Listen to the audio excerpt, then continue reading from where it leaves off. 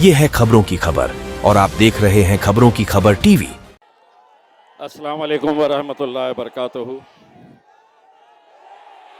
जनाब बैरिस्टर असदुद्दीन ओवैसी साहब और स्टेज पर मौजूद तमाम मजलिस इत्तेहादुल मुस्लिमीन के ज़िम्मेदारान, यहाँ देखकर मैं एक बात कहना चाहता हूँ, कैसे डसेगा कौन सब जानता हूँ मैं,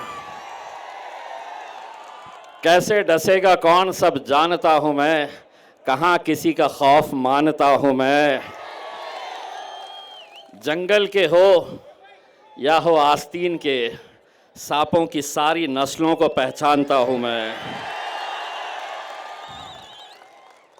अल्हम्दुलिल्लाह मेरे भाइयों, 2014 में आपके बीच में आया था, आप लोगों ने अपने इत्तेहाद का मुजाहरा किया था और अल्हम्दुलिल्लाह यहाँ से 2014 में आपने मुझे आपके इस हलक़े से एमएलए बनाया। 2019 आया तो दोबारा आपके बीच में आया, आपसे फिर इत्तेहाद की दरख्वास्त की। नतीजा ये हुआ कि पूरे महाराष्ट्र ही नहीं बल्कि 7 मुख्तलिफ जो राज्य है वहाँ से सिर्फ एक ही मुस्लिम एमपी चुनकर आया, वो आपका बेटा, आपका भाई, आपका दोस्त इम्तियाज़ जलील चुनकर आया। 2014 में बोलते थे आएगा ही नहीं। 2019 के अंदर वही चंडाल चौकड़ी जो अब आपकी महफिलों में आते हैं और कहते हैं कि कैसे जीतेगा, ये वही लोग हैं जो 14 में भी थे, 19 में भी है, 24 में भी है और इंशाअल्लाह 29 में भी आप लोग वही हिसाब किताब करते रह जाएंगे। इम्तियाज़ जलील वहां जरूर जाएगा इंशाअल्लाह। आपको आज भी हिसाब किताब दिखाया जा रहा होगा कि पहले ये थी तो जीत गए थे, अब फिर चौराहों पर, चबूतरों पर, होटलों पर या किसी के बंगले के ऊपर शीर खुरमे के बहाने आपको बुलाया जाएगा और आपको हिसाब किताब दिखाया जाएगा कि कैसे जीतेगा। मैं उनको एक बात कहता हूं, तुम्हें ज़मीन के ऊपर मेरा हिसाब किताब कर दो, लेकिन मेरा हिसाब तो मेरा रब वहां पर बैठ कर करता है अल्हम्दुलिल्लाह। वरना क्या वजह है कि आज जो भी साजिशें चल रही है, ये वही लोग हैं जो कहते थे कि आएगा ही नहीं। उनके बोलने का अंदाज आता क्या, कैसे आता, हिसाब किताब गिनती सब बताते रहते थे, लेकिन अल्हम्दुलिल्लाह आए। और आज जब ये इलेक्शन हो रहे तो आप एक साजिश तो अच्छी तरह से समझ चुके होंगे कि मुसलमानों का एक गठ है और एक गुट है जो कहता है कि नरेंद्र मोदी को हमें हराना है तो यहां पर शिवसेना को जिताना है। वाह, इम्तियाज जलील को हराना है यहां पर, मोदी को वहां पर गिराना है। तो 48 सीटें हैं महाराष्ट्र के अंदर। मैं आपको यकीन के साथ कहता हूं, अगर उन 48 में से 47 भी अगर ये जीत गए, जब वक्त आएगा नरेंद्र मोदी की आंखों में डालने का, तो भीगी बिल्ली बनकर ये बैठे रहेंगे और वहां पर असदुद्दीन ओवैसी, अख्तरुल ईमान साहब और इम्तियाज जलील नरेंद्र मोदी की आंखों में आंखें डालकर ललकारेगा।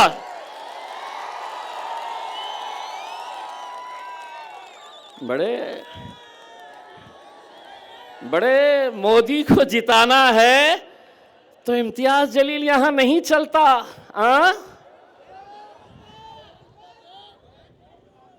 ये आपकी यही गुलामगिरी, यही चाटुगिरी, यही तलवे चाटने की वजह से आज इस मुल्क से आपकी क़यादत खत्म हो चुकी है।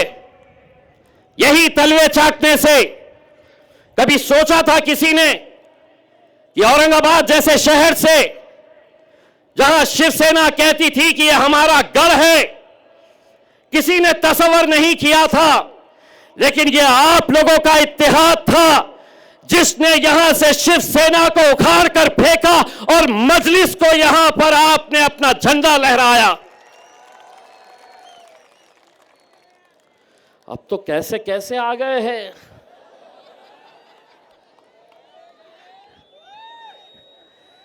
कैसी कैसी झोलियां फैला रहे हैं।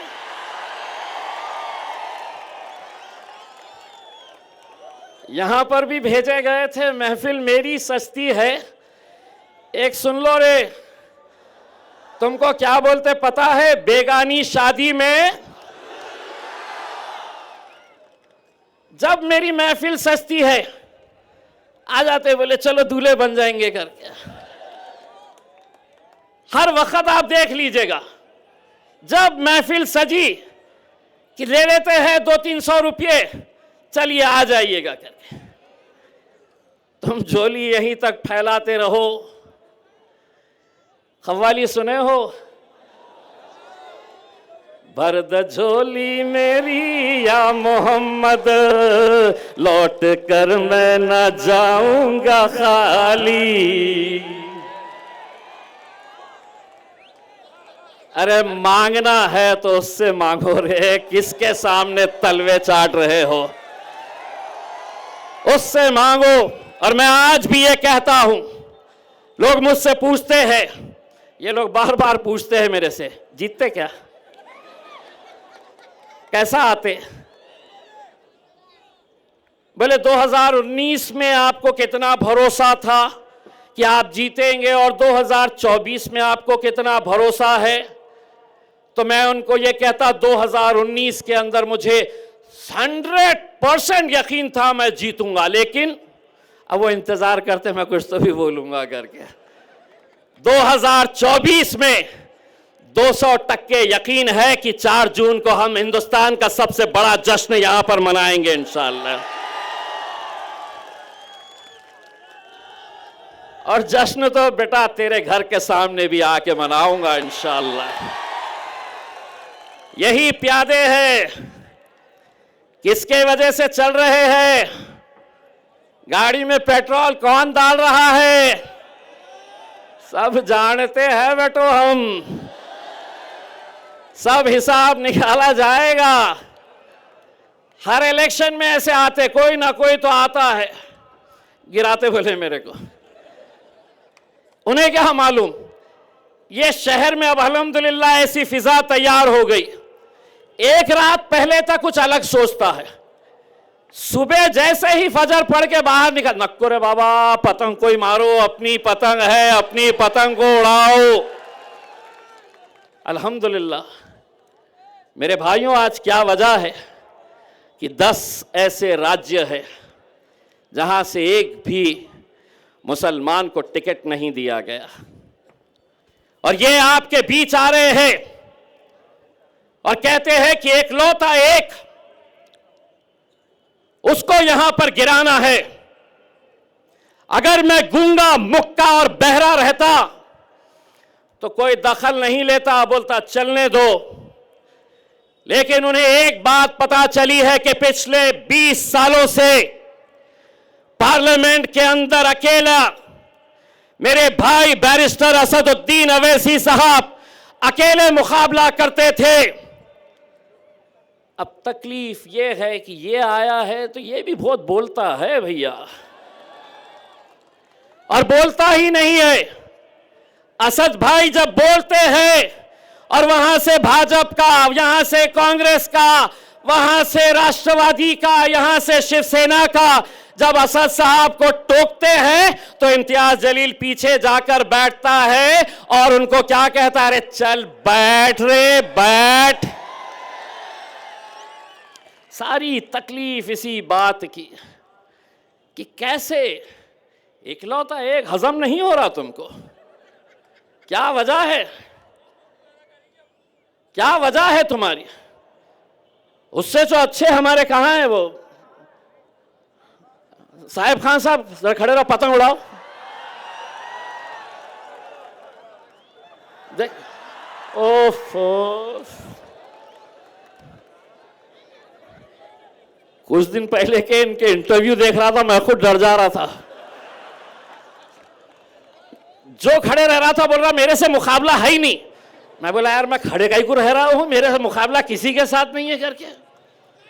मेरे भाई, मैं आप लोगों से सिर्फ इतना इल्तिजा करने के लिए आया हूं। असद साहब कल भी रहेंगे इंशाअल्लाह। कल 2 जलसे हैं, एक तो वालुज में शाम में 5 से 7 और दूसरा जलसा रेलवे स्टेशन पे मोइनुल स्कूल के पास उस ग्राउंड के ऊपर है। तो आप सभी से इल्तिजा है कि उस ग्राउंड के ऊपर आप दोनों जलसों में शरीक रहिएगा। आज चूँकि इतने ज़्यादा हमारे पास मेहमान थे, बहुत सारे मुखरिर थे, और मुझे मौका देना है मेरे क़ायद बैरिस्टर असदुद्दीन अवैसी साहब को, तो आज जहाँ पर छोड़कर जा रहा हूँ इंशाअल्लाह कल वहाँ से कंटिन्यू करूँगा। आज सिर्फ आधा ही हिसाब निकाला हूँ, कल पूरी बजा के जाऊँगा तुम्हारी इंशाअल्लाह। बहुत बहुत शुक्रिया।